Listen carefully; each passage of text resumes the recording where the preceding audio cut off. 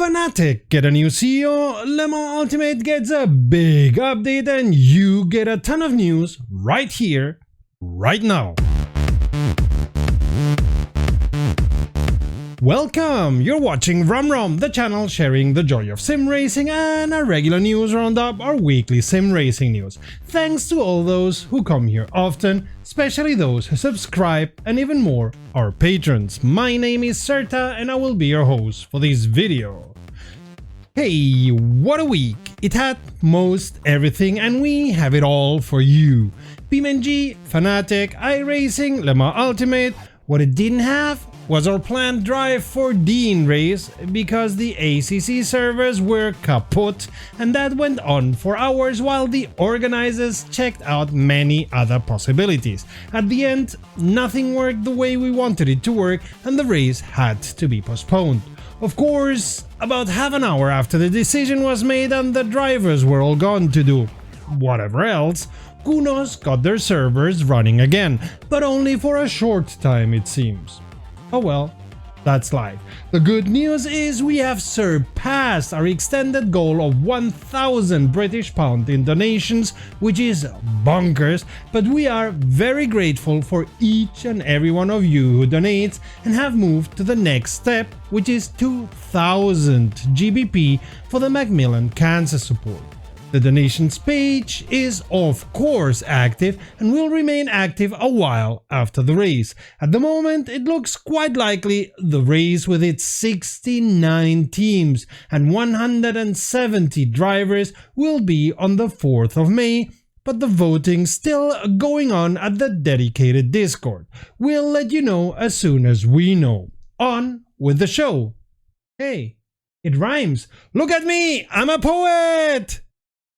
Surprisingly, at least for me, BeamNG released a big update in the middle of April. Didn't these drop on summer and winter? Is nothing sacred anymore? The Ibishu BX gets a big rework with right-hand drive versions, new suspension geometry and many other changes. Even bigger changes come to the Gavril T series with 2 more variants, a new rack and many visual customization options. Also, the trucks now have self-leveling pneumatic suspension with all bells and whistles those bring, including specially made sounds.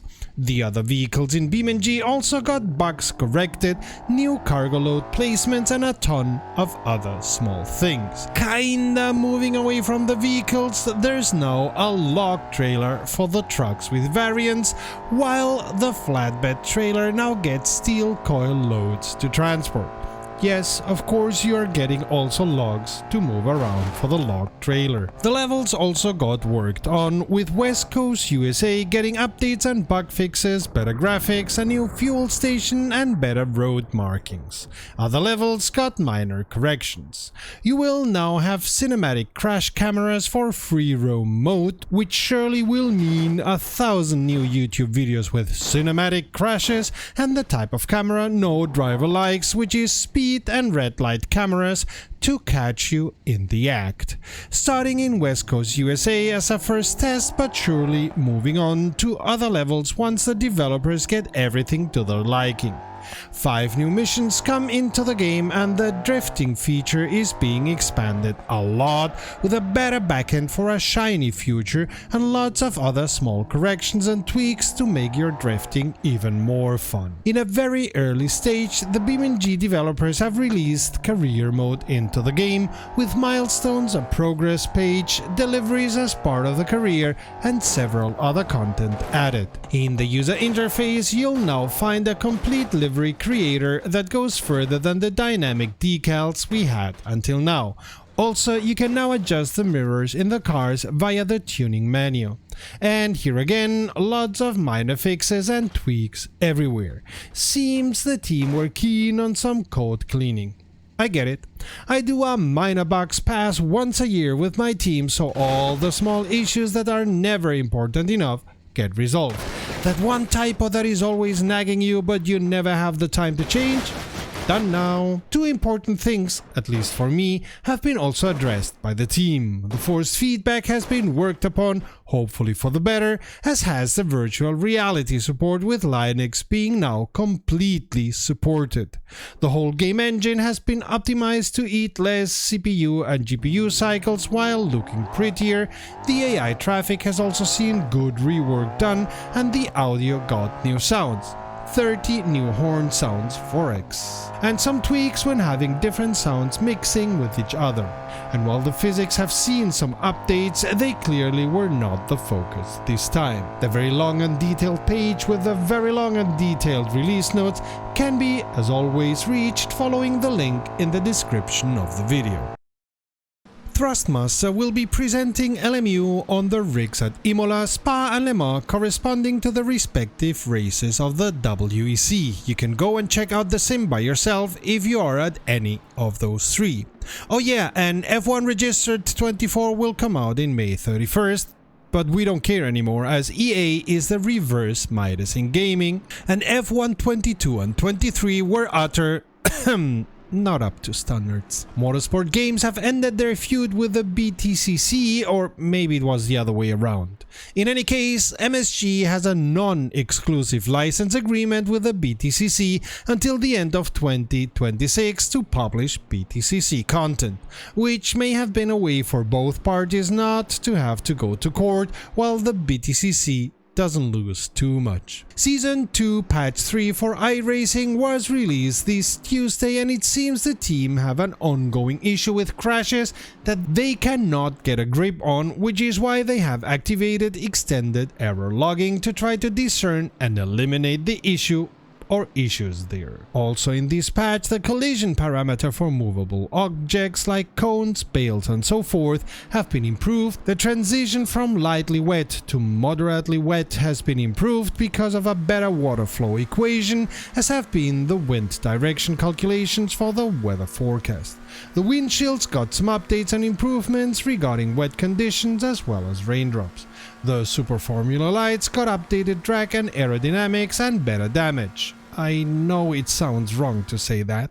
And the setups have been updated in the Dallara DW12 and the Dallara F3. The arrow signs in Monza should now not total cars when the cars kinda crash into them, and a couple of other tracks got slight updates, changes and corrections. Track Racer is searching for a CDO marketing manager, esports and influencer engagement, which, if I may say so, they clearly need. You'll have to live or go live in Australia for that one. But truth to be told, there's much worse fates than that, as Australia and the Australians are amazing. At least that's been my experience. We commented on our podcast, see the link up there, that Fanatec had not published a CEO's name after sacking their old one, or even 1 week later. Now, 3 weeks after dropping Jackemeyer, Ender AG, the company that runs Fanatec, has published the information that Andres Roof, who 1 week before was made Chief Restructuring Officer, is now the CEO of the company.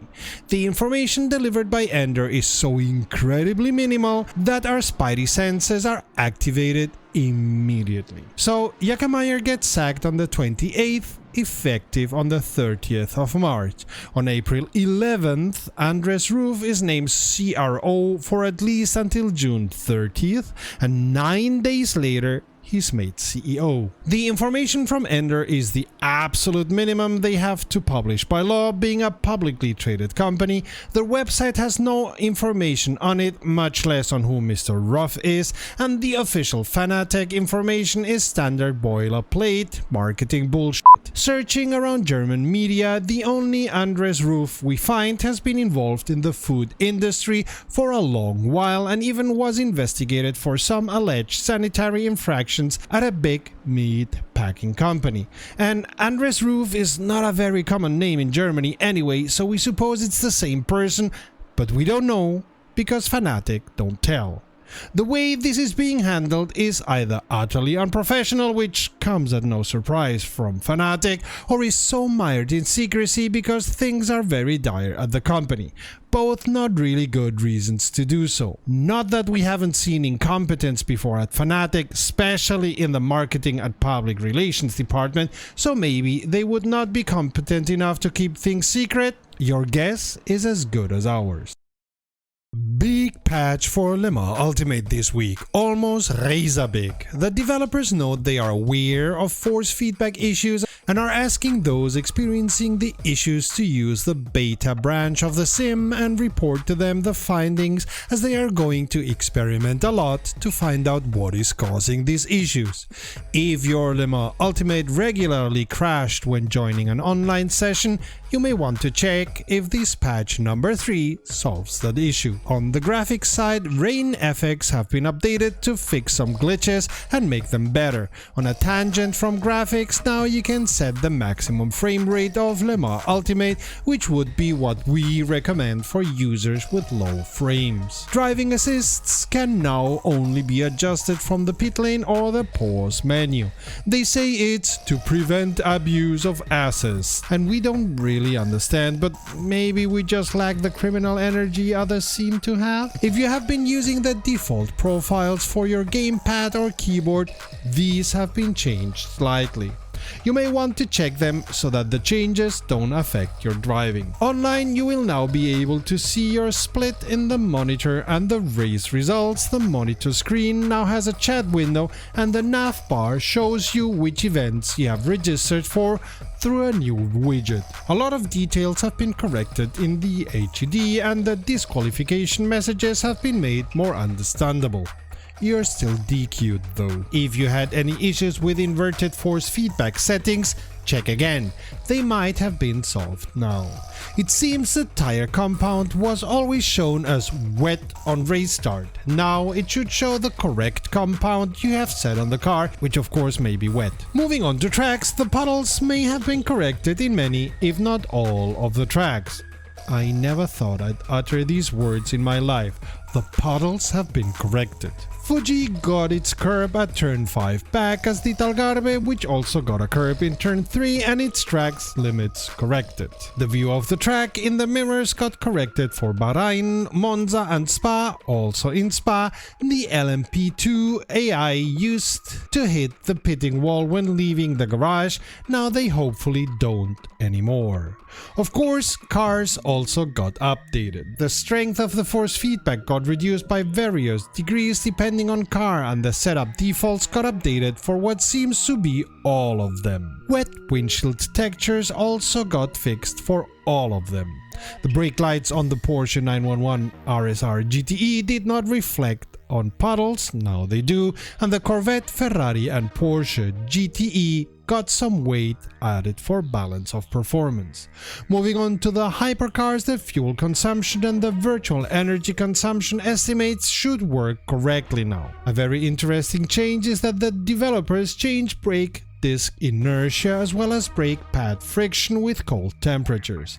Their force feedback has changed also, mostly increasing its strength, but here and there reducing it. All default setups were updated and the fuel consumption got increased in all of them. Most of them got the windshield graphics corrected one way or the other, and of course they got assorted updates here and there, the details of which you can see as always following the link in a description.